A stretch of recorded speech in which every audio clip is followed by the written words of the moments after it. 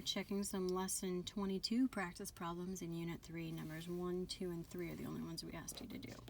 So lesson 22 starts here. To qualify for a loan from a bank, the total in someone's checking and savings account together must be $500 or more.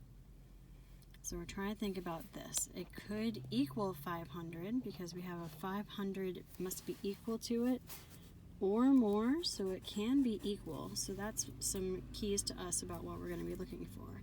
So this amount in the savings looks like our X, amount in checking looks like our Y, and those two added together have to be $500 or more. So it needs to be greater than or equal to $500. So to complete the graph so that it represents the solution to our inequality means that we need that solid line, and we could graph everything higher than it. We can't have 0, 0 in our account, so 0, 0 is not an answer. If we had 0 in our checking and nothing in savings, we would have no money, and that would definitely not be 500 or more. So that's not going to be our answer key. So to complete our graph so it represents the solutions to an inequality, we definitely want to use a solid line because it is greater than or equal to, that line right there makes it solid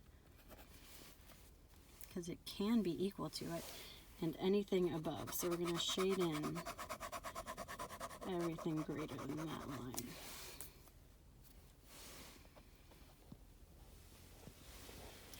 The soccer team is going to sell some bags of popcorn for $3 each and cups of lemonade for $2 each. To make a profit, they must collect a total of more than, not equal to, but only more than. So we're going to be greater than 120.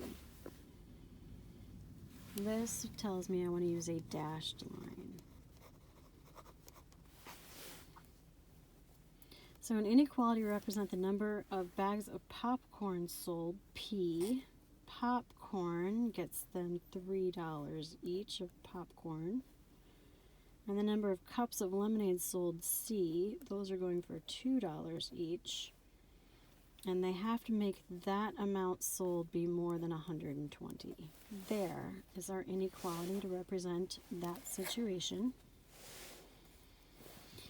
And now we have to graph the solution set. So it's asking us to sketch a graph. It's going to be a dashed line. And I think I let you know this in class, that I like to first of all say, well, what happens if P equals 0? Then we'll have no popcorn. I'm just going to cover that up and not even think about it.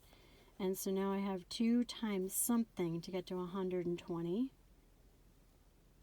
So that something would have to be 60 cups of lemonade, so that if I put in 2 times 60, I'd get 120. So no popcorn, 60 cups of lemonade. There's that point. And if I sold 0 cups of lemonade, I'm going to cover that up to think about that. And now 3 times the popcorn has to be 120. So if I divide both sides by 3, that'll get P by itself. That would make this 40. So that means we'd have to sell 40 bags of popcorn for 0 cups of lemonade. A dashed line to connect these two. And it's totally okay for me to sell more and make more money. So I'm going to shade everything up above.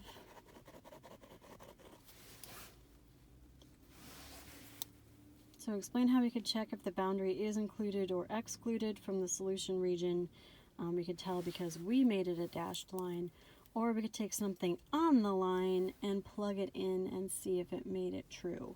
Now we already kind of did that here with these things, that if I only sold 60 cups of lemonade, I would not make more than $120. I would make exactly equal to $120. So that's another way I could prove that I would not have a solution on the line. I need it to be more than. So the last one here in this lesson set is number 3. Tickets to the aquarium are $11 for adults. Looks like that's here. X looks like our adult tickets. I'm going to put that idea here.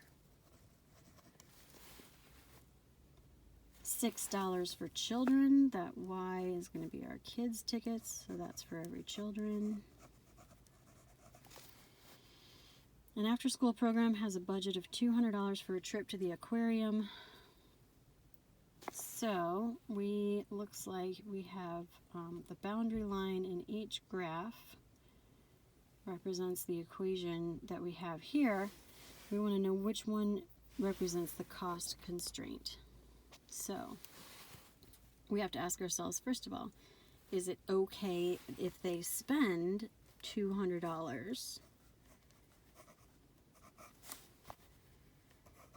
And we're going to think about which inequality we're going to look at here for what's going to go here between these two things. And if they have a budget of $200, that means it's okay if it equals $200, but it can't go above that. So it has to be less than or equal to, which means the first thing I'm going to look for is a solid line, because this is equal to. I need a solid line that's going to be that boundary. So I'm immediately going to cross off A. And I'm immediately going to cross off this last one here, D. And now I just need to decide if I'm going to shade above or below the line. Now, since this is the line that is their budget, it's always okay to be below that line. It is not okay for it to be above. So they could do something like have 10 adult tickets and 10 child tickets, right? I can pick any point in here. 10 is a good number because it's clearly inside that shaded area, and I could plug it in and make sure. So if I had $11 tickets and 10 of them for adults, plus $6 tickets, 10 of those for youth, that's $110, plus 60 more dollars, that's $170. And that is less than or equal to their budget of $200. So it checks out. It's nice to take any point in that shaded area and check it.